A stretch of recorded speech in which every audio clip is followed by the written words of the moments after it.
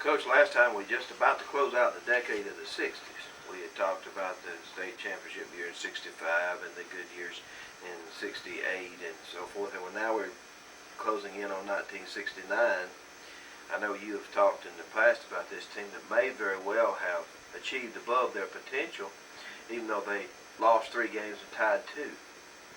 Well, that's true, Randy. You know, this is the 4th year in 3 good years together, 3 outstanding years, and this was a little bit of the lean year. We lost a lot of people and had to depend on young folks to come along. But still, you know, 6 wins, 3 losses, and 2 ties. And we were extremely glad to get to ties because they were against some pretty decent people. Let's just kind of run down the scores to begin with and think about it. As we beat Chester 26-0, which had developed into a good rivalry, and then Newberry beat us 14-0, and Newberry played for the championship that year.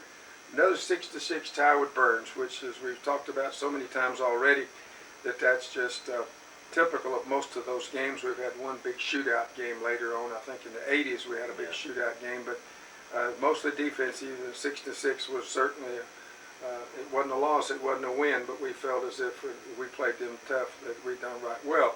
Lexington, we beat Lexington 30-19, and still a pretty good effort. Then we beat York 18-0. We lost to Belton Honeypath 14-8. Which was, you know, played real well. And Lower Richland got revenge on us, having beaten them the year before. Mooney Player was out to get us, and he'd put our scores on the front page of their handbook that they printed every year, their little press thing that they get released to the press, and had our score on that, and the pledge that the seniors had made that they would eliminate us, and they did. They beat us 32-0. But that was all they could do. They played everybody trying to beat us more, but they were a great bunch of kids, and I later had 2 of those boys in the Shrine Bowl, so got to know them pretty good. Then we played Landrum 59-0, and then we beat Union 18-0, and another big tie against a real opponent that has developed into rivalries when we used to play them, Dorman 6-6, and that was a win as far as we was concerned because it was against a quality team and a team that had a good record and a bigger school, much bigger school, and great facilities. So we felt like that was a pretty good effort. And then we beat Clinton 15-14, which is always a great climax for a season. So we were able to win the close games or either get ties. Still didn't give up other than Lower Richland. Nobody scored but 2 touchdowns on us, and they had scored 32 points. Wound up with a pretty decent record considering the fact that we lost so many starters the year before. That 68 team, we had 32 seniors on that squad that year. We dressed 48 people, so that meant that we did lose an awful lot of folks from that ball club that would not be back to play the following year. But we did have some good fellows back, guys like Willie Stevens and Rick Satterfield would just be a 10th grader. George Gilliam was a 10th grader. Man Bruton was a 10th grader. Bruce Bishop was a 10th grader. Johnny Cooper was a 10th grader. The Jeter boys were 11th graders. Bobby Blanton was a 10th grader. Gary Young was a 10th grader. Don Young was a senior, a junior, I believe. But those are people who scored and who were depending on to carry the burden. And you heard the names. Most of them were 10th graders. So we felt like down the line we'd be much better in the years to come, and that's pretty much what happened.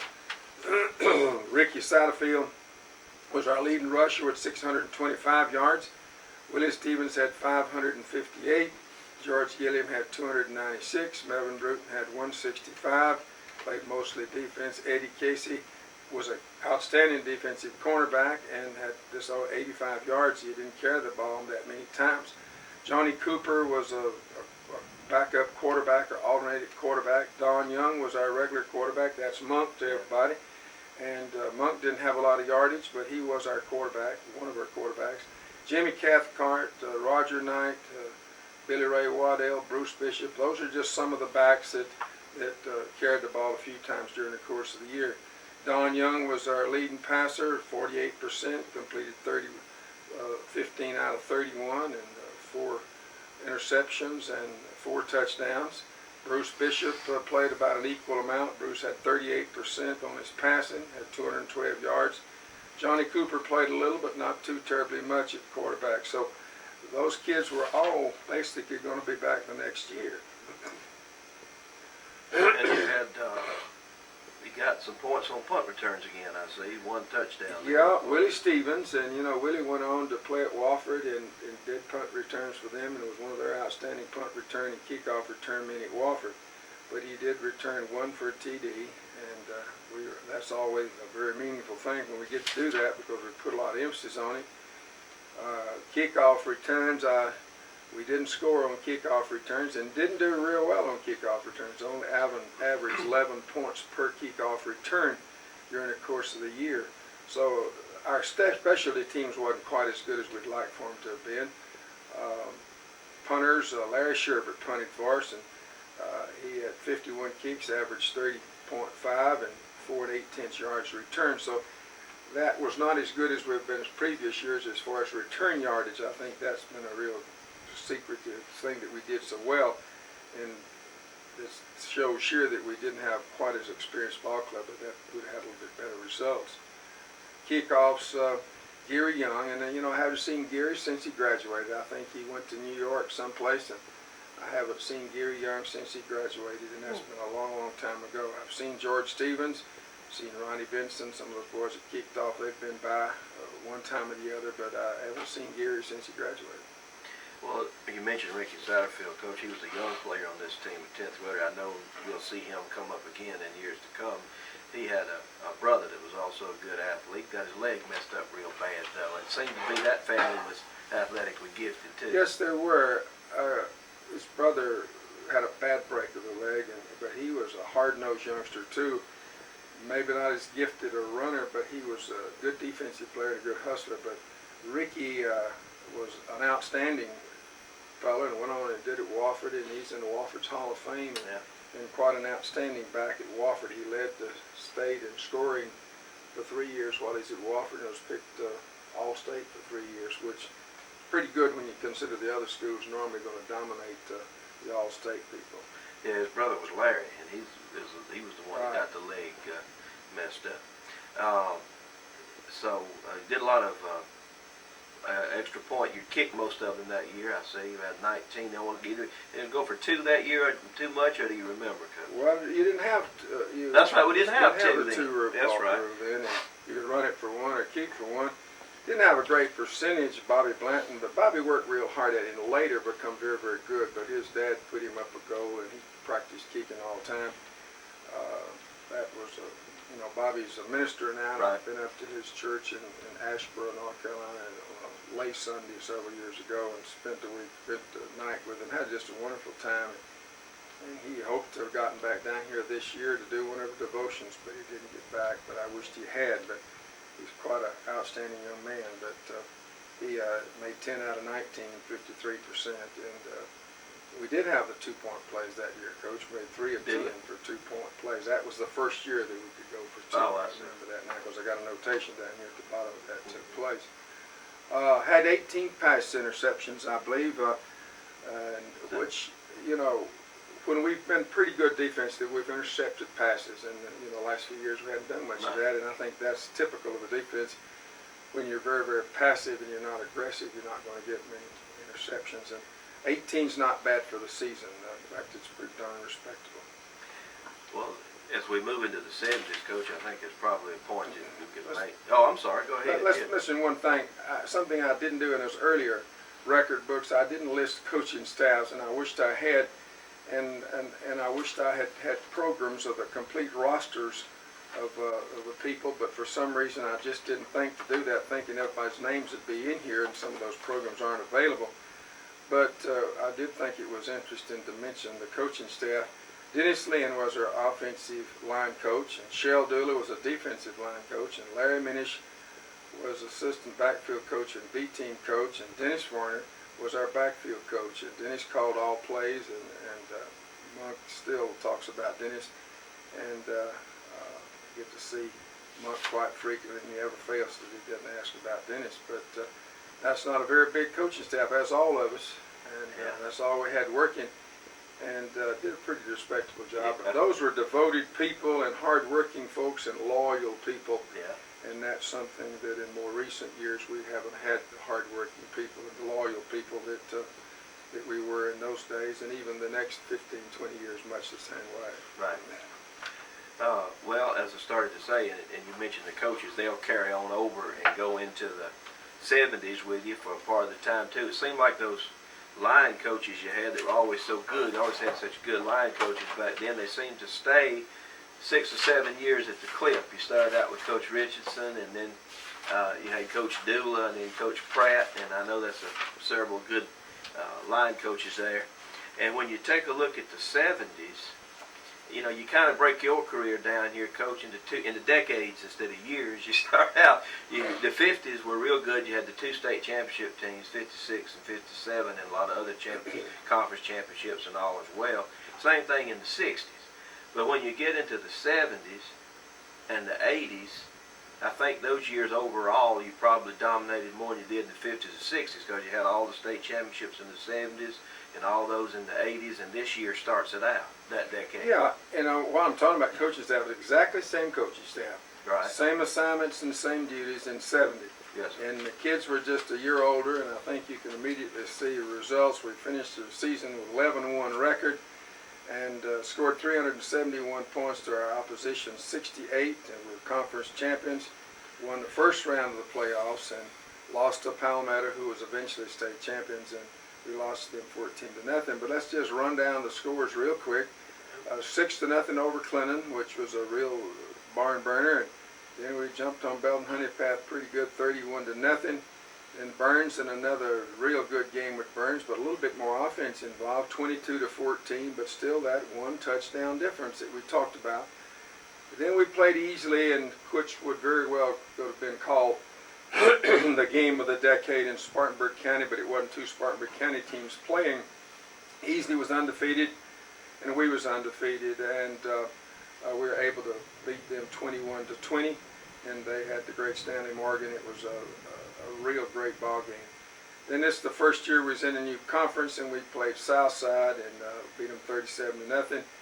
Played Clover in a non-conference game, 69-0. Eastside, a conference game against Eastside. They were in that conference at that time too, the first year that exists. 48-0. Beat Chapman 60-6. Beat Boiling Springs 42-6. Beat York 28-0. Beat Pickens 7-0.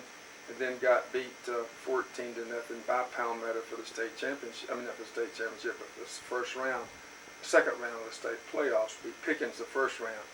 I think we had an excellent chance if we'd have gotten by Palmetto, because if Palmetto won it eventually, so we had to be playing theoretically the next best team in the state before the actually state finals, because it happened to be both teams in the upper state. But a very good record, a good offensive effort, and also a good defensive effort.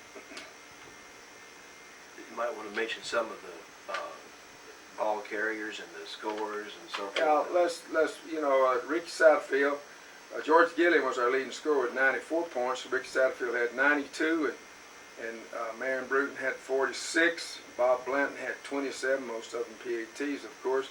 Well, Jeff Donald had 20 points, and Mike Patton had 12.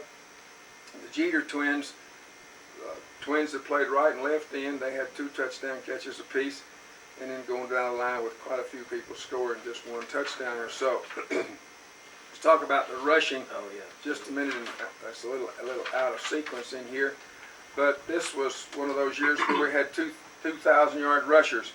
George Gilliam, our fullback, we were running a wishbone, and it was a true wishbone.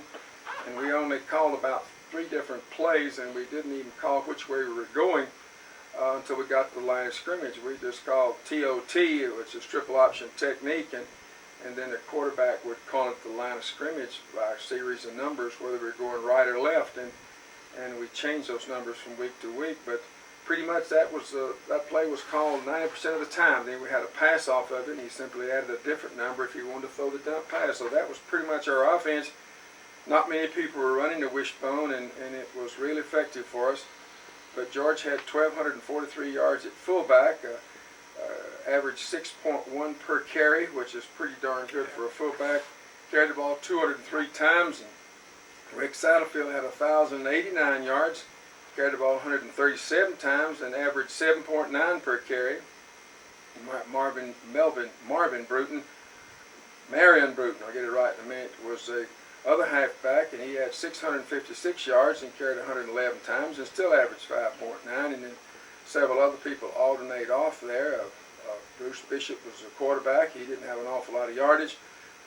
Patton was a second-team fullback, but most of those boys played an awful lot. And David Jennings was, Johnny Jennings was a quarterback that played some. Stuart Patton was a quarterback that played some. Ricky Warren was a running back that played some, and Allen Border and the Jeter twins again. Johnny Dyer is a pretty good bunch of youngsters. Yep. Bruce Bishop and Johnny and Ricky Warren were the three that did most of the quarterbacking.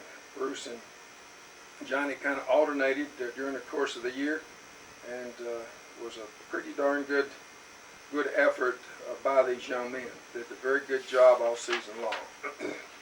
You had over 3,000 yards rushing, 3,500 I believe it was total, and another 500, better than 500 passing, so over 4,000 yards total offense that year. So obviously a very good offensive football team. And then their defense only give up 1,737 yards, so that's quite a bit difference. And we didn't pass the ball as much, but we were effective when we did pass because we were throwing that old dump pass that we've thrown so many times, and both twins caught it pretty good. And that was the key pass, and we throwed it to a couple other folks too, but didn't complete but 31 passes, but we didn't have to throw that much, so we were pretty fortunate didn't have to throw very much. Well, you got 44 points passing too, so a lot of those passes went for touchdowns. Right, the ones that we completed, that's right. And you had a 9.8 yard average on the punt returns, I believe. So that was pretty good, right? Yes, it was, considering that we didn't attempt to catch a lot of punts. We had only 23 that we fielded and attempted to return. A lot of times that they weren't good enough punts, you had to try to catch it, or just if we couldn't get to it cleanly, we'd let it roll.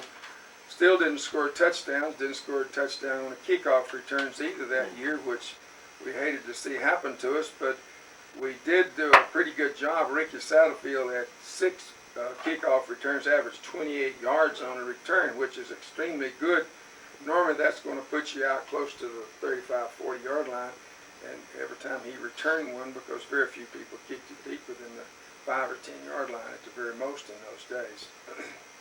Well, so you had a very prolific scoring team, and you didn't give up many points, and didn't lose but one game, and that's what I was referring to in the decade of the 70s, because even when you won this 4 state championships in a row in 75, 76, 77, 78, but the early 70s, most of those years only had one loss also. Yeah.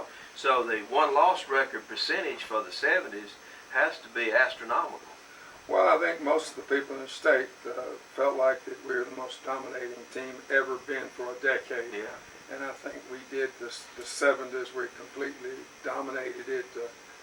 As far as one-loss record is concerned, it would be very difficult to do much better than what we've done. But like you just mentioned, these early years in the 70s was nothing in the world to sneeze at. And of course, in 75, we hit the state championships and played for it 5 times in a row. And so you couldn't ask for much better. I've never bothered to figure it up, but it wouldn't. There were very few losses during that period of time. That's for sure. Probably be in the single digits total. I noticed one thing, Coach, and this is going to change a little bit later about your scheduling again as we went back through it. You have non-conference games interspersed with conference games. Now you play your non-conference games first, and then all your conference games at the end. Is that some kind of rule, or is that Well, just... they changed it to where everybody starts conference play depending from the back up. Oh, yeah. Used to, you could play it any way every conference and region kind of did the way they wanted to. This was the first year of the 3A conference that we were in, that involved the new schools in Greenville, South Side and East Side.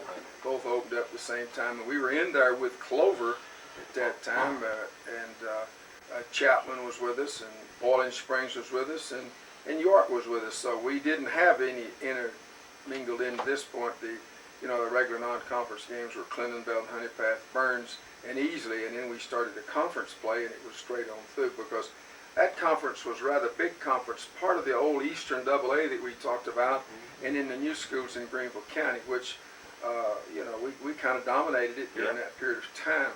But it's much like you said, that it's still kind of stuck to the first ones. I think one thing that we mentioned about Bobby Blanton a while ago, this is Bobby's a better year. We kicked 71% of our extra points. He made 27 out of 38, which is highly respectable, and probably the first of the really good kickers that we developed on down the line as they got better. But a thing that's impressive about this team again was the 22 pass interceptions. And, 181 yards off of those, but a lot of them were caught, the minute we made the interception, somebody tackled us. But when you've got William Meddards had 4, and Ricky Warren had 5, and Billy Ray Waddell had 3, and Willie Smith had 2, and Mike Patton had 2, and a bunch of them had 1s. Rick Satterfield, the Jeters, and Stevens, and Mathis, and Gist.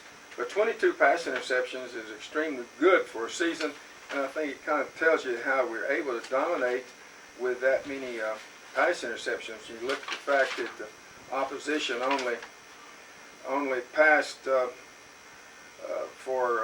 they passed for 926 yards, so they attempted a lot of passes on us, but we were able to intercept a good number. They didn't average too much per game on us with the passing route, but we did intercept 22 passes, and I think we only gave up, let's see real quick, I think 6 or 7 is about the most we ever had. Probably didn't have that many this year because we didn't throw that much. For some reason I've got this book filed out of order. It's not in the same order. Here we go. We only had 4 pass interceptions. We had 4 and we intercepted 22, so that tells you a pretty good story about how well our defense played and how well our offense played. It probably indicates too, does it not, Coach, that the large number of passes the opposition attempted means you play an excellent run defense, Generally, making them have right. to pass. And I'm sure you did that year because we looked at the figures a moment ago. Well, this one of the years had 4,136 yards. Opposition run for 1,700 and passed for 5. We still passed for more total yardage than our opposition did. We passed for 690 yards, averaged 6 yards per play. They averaged 3.1. And we had 158 passes thrown, but we were able to intercept 22. So we were very proud of that, the pass performance. And Coach Minish is responsible for a lot of that. We put in a bump and run defense about that time, and Larry didn't know too much about it. We talked about it, and I said, well, Larry, you're a great basketball coach. I said, teach it just like you playing defense on a man guarding him. I said, you just want to guard him. You want to keep him getting the ball. He looks for the ball, you look for the ball. And they began to practice this over and over, and we went through a period of time where we had 3 or 4 times the number of pass interceptions that we'd given up that we were able to change. And that's like a punt return in it. You intercept that pass, and you take away from them the right to get to keep the ball. So it's an important turnover, a very important turnover, to be able to come up with 22 pass interceptions during the course of the year.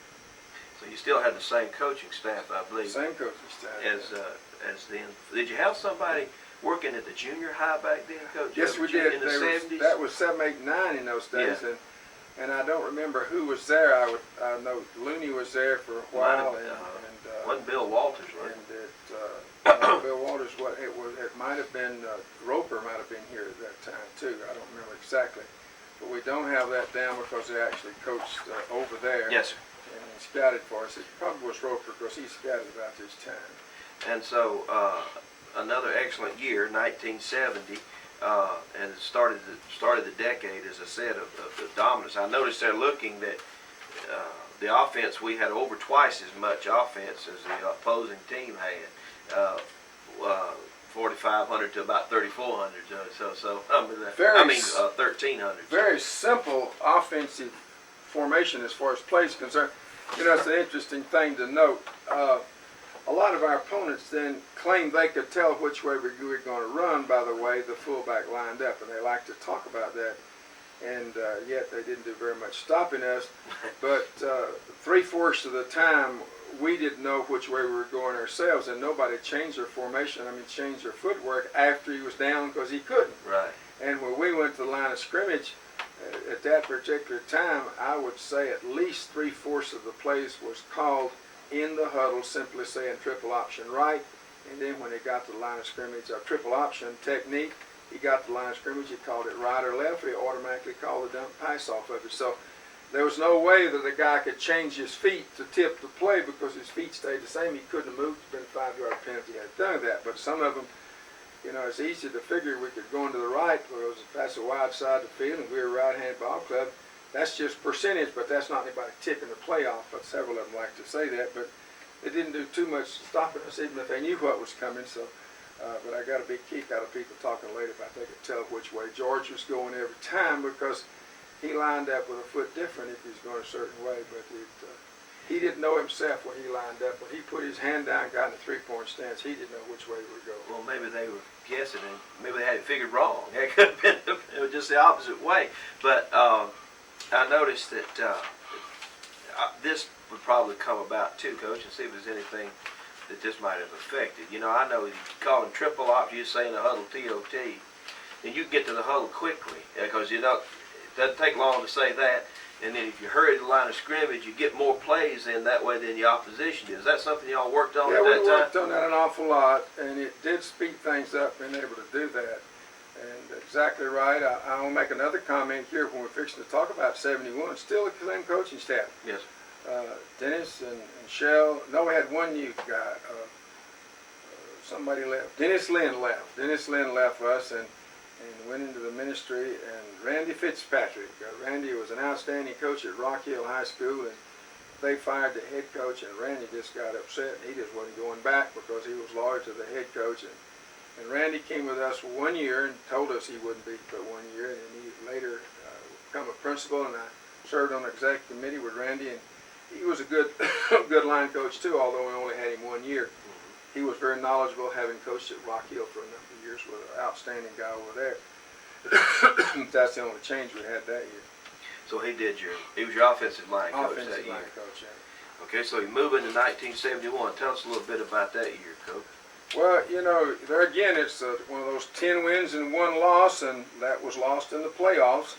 Lost in the first round of the playoffs. Pickens beat us. We beat them the year before, and Pickens beat us 17-0. But started again with Clinton and opened up with Clinton 13-9, and it's the outstanding football game that people just got to the point to where some of these commentators that were covering and television people were covering us would say that there's nothing opens up football season in the South better than the Clinton-Woodard football game. Yeah. And they constantly talked this, and every time they hired a new reporter, they were sure that they'd bring him to cover this Clinton and Woodard game because it did become a tremendous rivalry. And Coach Richardson was there, of course, but we managed to beat them 13-9, and then Belton Honeypath 35-3. Burns 13-0. You can see our offense was scoring a little bit freely, and easily 28-7 in a great ball game, and still again a good ball club. Southside 27-0, Clover 46-0, Eastside 21-6, Chapman 14-0, Boiling Springs 38-12, and York 21-0. Nobody had scored but 1 touchdown on us until we got into the playoffs. And Pickens was an unusually good team, and they did a great job stopping our wishbone. They played a split 4 defense and covered our 2 tight guards and read those 2 fellas through, and they destroyed our triangle. And if you're running the wishbone, you've got to maintain control over your triangle. By the triangle, I mean the 2 guards, the center, and the quarterback, and they were able to dominate and control us there and was able to beat us. But still a remarkable record, 256 points to 54, average 23 and give up only 4.9, and that was a few more than given up in previous years. But still a good regular season record, and just happened not to win. And some of these teams, as we've talked about before, were just as good as some of the state championship teams, but they happened to have to play tougher folks in the first rounds of the playoffs. Scoring, Saddlefield was our leading scorer with 84 points and 13 touchdowns and 3 two-point conversions. And then the other scoring was pretty well divided up, 5 or 6 of them getting 4 touchdowns apiece and 3 or 4 more getting 18 points apiece. So pretty well divided up as far as the scoring is concerned. Rushing, mentioned a few more names. Rushing, Saddlefield had another 1,000-yard year, 1,067 yards, 222 carries, and 4.8, 66 points. The fullback, we had a new fullback because George graduated a year early and played for me in the Shrine Bowl and did a real good job in the Shrine Bowl. And room with Freddie Solomon, who later become a great professional player at San Francisco, and he's still on the staff at San Francisco now as a vice president in charge of something. I don't know, but he's been with them a long time. And he and George were roommates, and George did a very good job in the Shrine Bowl and that particular year. And like I said, he roomed with Freddie. Rick Warren also at the halfback, 256. Johnny Cooper at quarterback, 219. Jeff Donald, the running back, 167. Alan Border, 127. Johnny Jennings, 55 yards. Stuart Patton, 33. Anthony Goodman, 26. And Bruce Stevens, 9. So we had a pretty good offensive thrust. We averaged 4.1 yards per carry. And passed for 49 yards, completing 23 of 67, only 6 touchdowns. So we're still run-oriented, and when we got to a real tough defensive team like Pickens, you know, not being able to throw the ball any more effective than what we did, and them stopping us inside, it made it difficult for us to win that ball game. And they hurt Satterfield. They were really keying on Rick, and I remember the game very vividly that they were attacking him on every play, even when he was not even a threat. He was just going out swinging as a swing man. We were giving inside to the fullback, and they had somebody attacking him every play.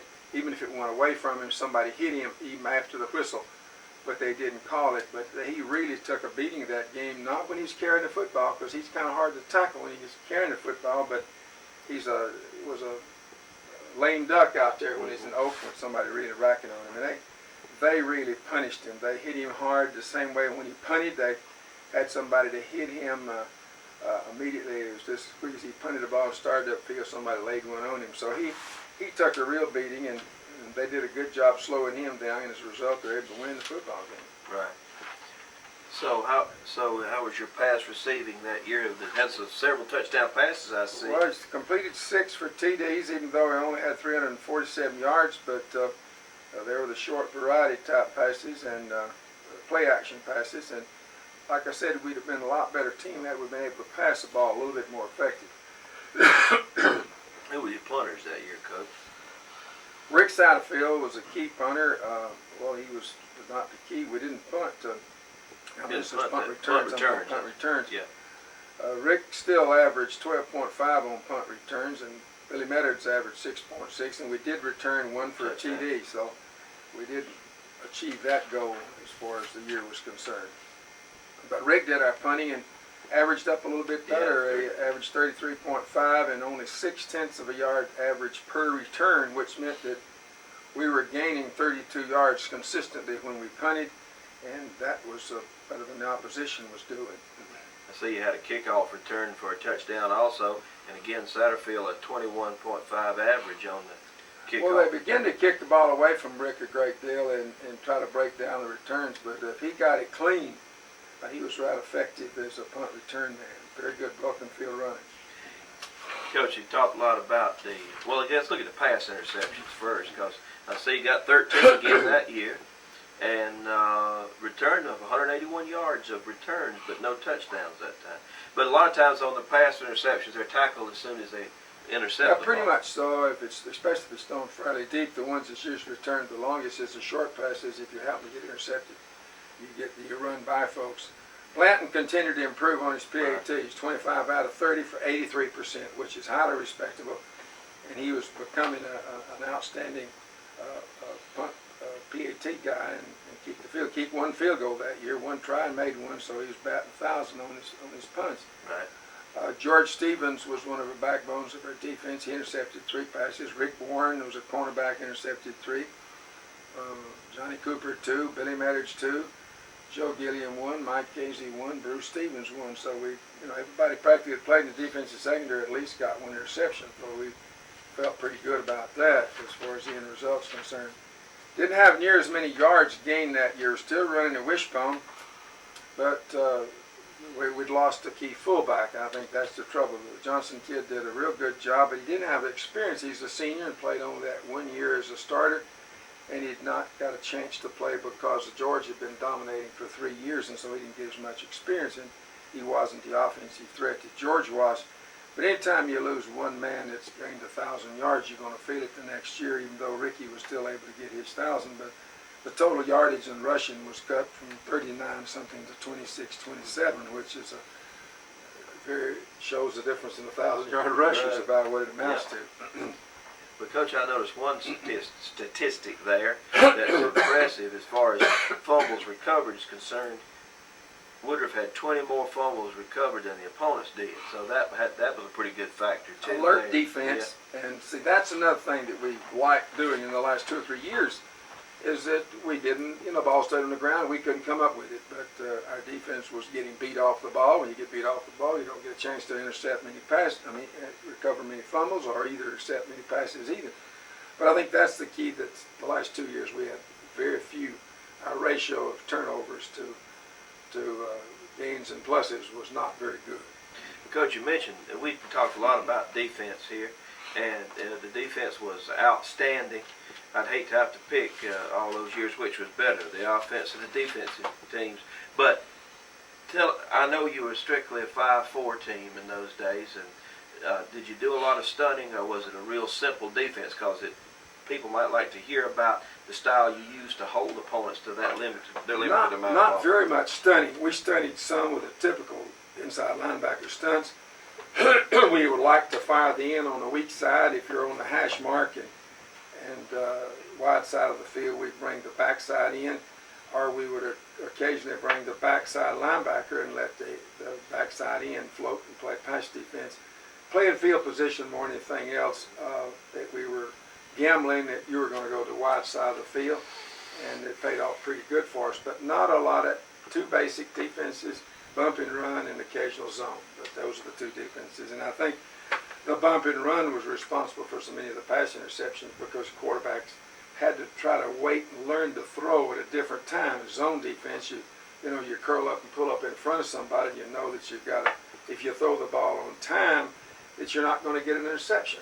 But when you have to keep waiting, trying to get somebody open, and the tendency for a quarterback is to wait till somebody gets open if he's been playing against the zone defense a lot. But when you go man-to-man or bump and run, you can't wait for him to get open. You've got to throw with anticipation, throw into a spot, and let your man go to football, and because he knows where he's supposed to be going. But if you try to wait, then they're going to get a pass rush on you, and the longer you wait, the deeper you throw it, the better chance they got of intercepting it. So it's just a kind of different philosophy as far as the defensive secondary, but not on off of just those two basic things is all we did.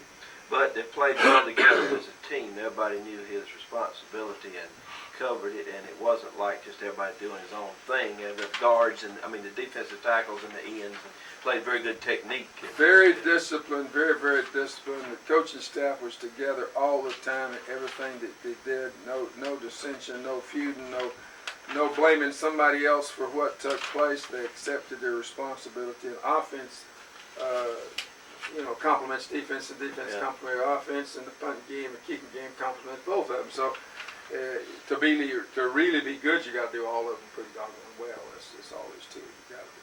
Sometimes you might be a better defensive team. I think speed is this thing on defense. If you've got pretty good team speed, you can be a pretty decent defensive team if you've got good speed. But if you don't have good speed, it's very difficult to be a good defensive football team. Coach, you mentioned playing at Pickens over there in that playoff game where they beat you and they stopped the wishbone.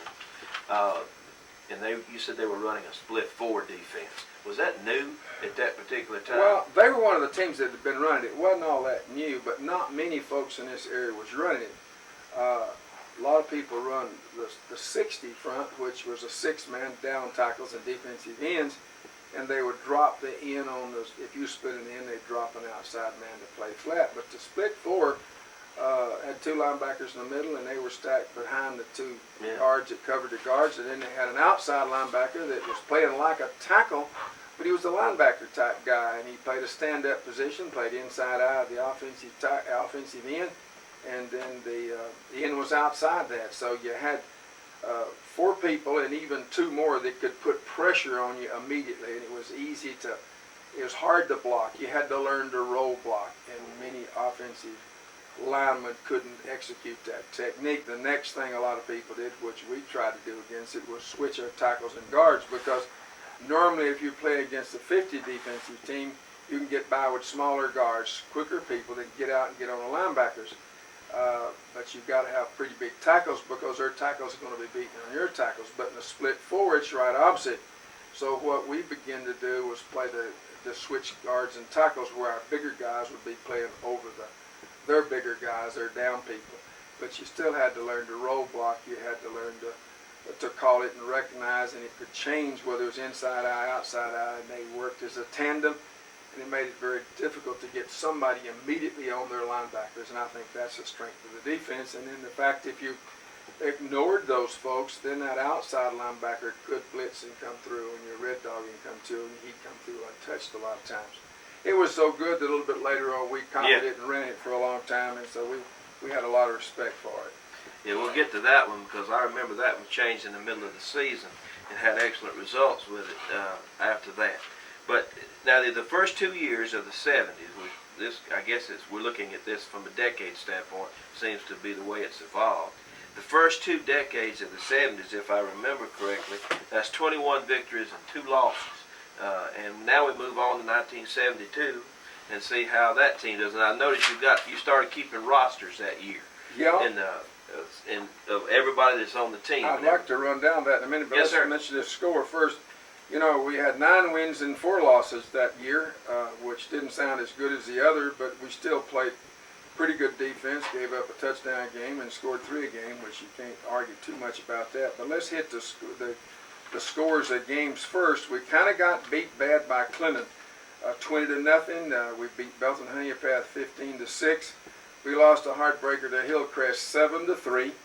And Burns beat us 15-0. We beat Liberty 40-0. We beat Cowpens 14-0. 27-6 over Westminster. 51-6 over Wren. 28-6 over Pendleton. 32-0 over Blue Ridge. 16-6 over Abbeville. 16-13 over Barnwell. And then lost. This team could have won the state championship, and just as easy as we lost it. This is a 72 season. We played for it against Bishopville and played at Hartsville and got beat 14-13. And before they scored the go-ahead touchdown, we had dropped an interception. It would have given us the ball. It just dropped it right in our hands, and we dropped it. And then they threw some Hail Marys and completed 2 Hail Marys and was able to win the football game and beat us 14-13. But that would have been a chance to have won a state championship, and still, we'd have finished 10-3, which would give you that 10 wins. Right. Since we've got this roster, I'd just like to run down these names, and some of them you'll remember because we've had the sons of some of these guys, and Niles Hanner, and Bruce Stevens, Tommy Medditz, Bobby Satterfield, Wilton Drummond, David Foster, Melvin Cudd, who's passed away, Matthew Smith, Darrell Lancaster, Tony Goodman, Joe Suber, Lanny Melton, his son's in school, Matthew Green, Doug Grubbs, Odell Johnson, Odell Alexander, Don Marler, who will be one of our speakers at Character Emphasis week coming up on Thursday of this week, Obadiah Hall, Joe Gilliam, Roger Bagwell, and his son played on the B team this year, Tommy Fortner, and his son played last year, Ronnie Drummond, Danny Hughes, Darrell Littlefield, and Darrell just went through a serious operation. Yes. Was it a kidney transplant, heart? Liver transplant or something. David Patterson, Tommy Sin, Carol Phillips, Joey Burke, Dale Rhodes, Marion Hunter, Don Williams, Bob Rogers, Biff Anderson, Stanley Sanders, Audie Timms, David Dean, Richard Hawkins, Tommy Sherbert, Jimmy Rhodes, Joey Warner, Steve Gambrell, Robert Bevel, and Ralph Miller. Some pretty good old boys, and many of those are still around here in town. I just wish I had listed that in every one of those record books where we'd had a record of that. Okay. There's a coaching staff. I don't know if you want to talk about that now or go through the statistics first. But I hope we've got it in here sometime. I believe it might be on that roster too. Yes, it is. Let's just take the heck of it. Okay. Larry Minnis, Shell Dooley, Dennis Lynn. Dennis come back to us. Went away 1 year, Yeah. That's right. Dennis left us 1 year and went to Hillcrest. And they had a lot of trouble over that, had walkouts and everything else, and Dennis was miserable. He said, I'm coming back home. He'd been at Hillcrest before. Right. So he didn't go to minister at that time. He left us 1 year, went to Hillcrest, and then came back the following year. And then later went to the ministry. But this, Gordon came with us then. Gordon and Jim Rich were the varsity scouts. And of course, Clark Simpkins was the principal. But very close to the same coaching staff. Yeah. I'm glad you mentioned that. And I'm glad I included these in it. And I don't know why, just carelessness on my part, and not even thinking ahead when I did that way back yonder. We talked about scores. Yes. Let's talk about rushing again and see because that's kind of the secret of what you do rushing the football. And a lot of people have criticized me over the years about rushing the football, but I just kind of chuckle when I hear that because all I heard all season for the last 5 or 6 seasons in the pro ranks is the team that wins that can run the football. And that's pretty much true. You've got to be able to run the football in the pros even. And a lot of the yardage come by passing, but if you can't run it, you don't do a good job passing. I mean, you can be the greatest passer in the world, and it's got hard to win championships. You can't run football. Tony Goodman, we didn't have a 1,000-yard rusher. Tony Goodman had 946, which was close, and Darrell Langster had 472. Roger Beatty had 436. Bruce Stevens had 288. Odell Johnson 275. David Foster 228. Bobby Saddlefield 192. David Rhodes 57. Melvin Cutt 49. Melvin's mainly defensive player. Joe Suber 15. Lanny Melton 7. Miles Hanner 3, and right on down the line. But you could see we're still a pretty good rushing team with 2,900 yards rushing, but no 1,000-yard guy, but a guy close to it. And then we didn't do too bad a job passing. We only had 379 yards. We completed 26 out of 79, but we had 10 interceptions, and that's not good when you get 10 interceptions, and only completed 33% of our passes, which is you couldn't rely on it only completing 33% of your passes. You had to have something else as your bread and butter stuff. Well, I noticed one thing too, Coach. There again, you say you didn't have a 1,000-yard rusher, but you had one over almost 950 yards, and then you had 2 others with over 400. So you had 3 rushers there that all 3 of them came up with respectable amounts of yardage. Yeah. Which meant that it made it difficult on the defense, I would think. That's definitely true. Let's get it. As we were just talking about the fact that we didn't have a 1,000-yard rusher, but we had one with 946, and 3 or 4 people all figured in and contributed something to it.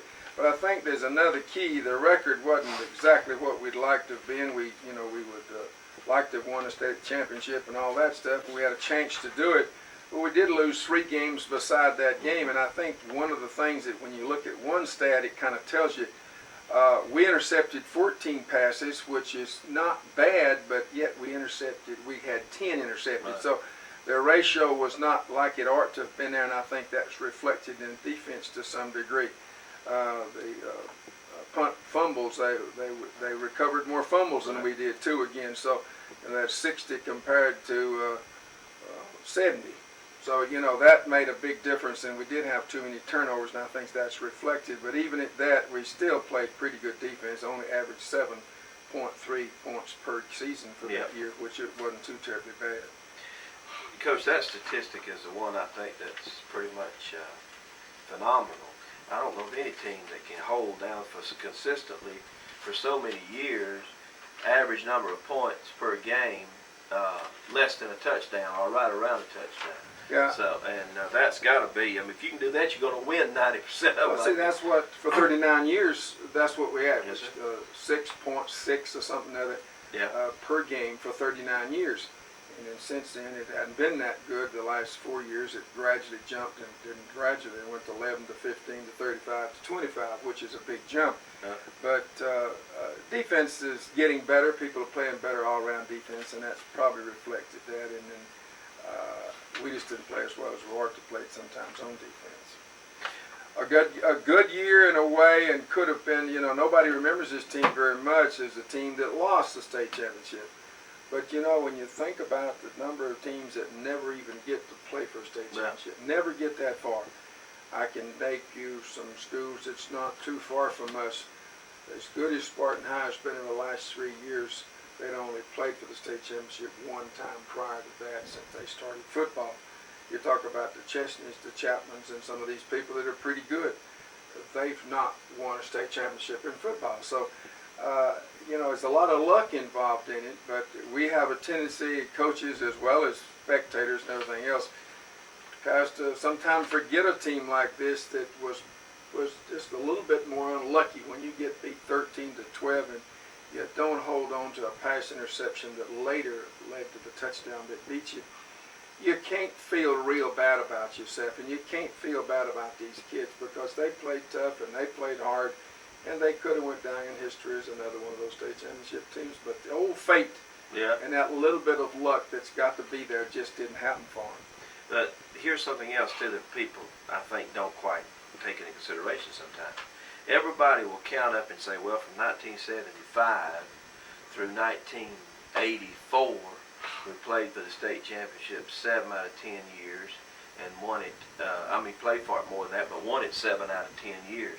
Well, if you take a look now, start with 1970 and go through 79, because we won the state title in 75, 76, 77, 78, and they played for it that year and got beat.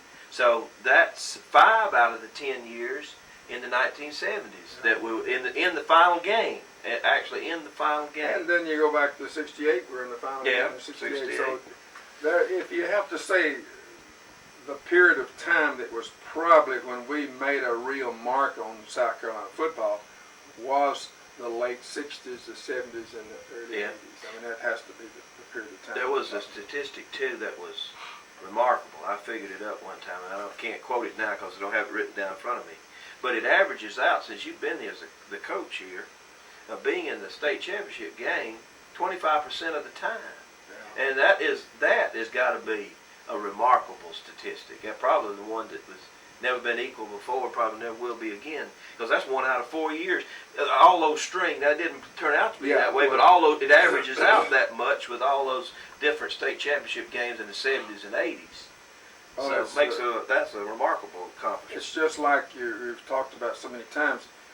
Your expectation level once you win a state championship is always win those state championships. That's the same way with the Super Bowl, double repeats and all this and that and the other. And it becomes very difficult to do that over and over again because luck enters into winning those things. You got to be good, but there's other people going to be good too, but you got to be better or have better luck than they've got. And several times when we've lost, the other team had better luck. A couple times when we lost, the other teams were better than us. A couple times when we won over better teams. But we just happened to get the break. So when you get to that state championship affair, it's still a lot of luck enters into it. You can be prepared to all get out, and you can have great stats and everything else. A lot of luck enters into it. And that's why we put up that runner-up team in the gym, because, hey, if you get a chance to play for it, what else? Some people never had that opportunity. Right. And some people will never get it. Some schools will never get a chance to play for state championship.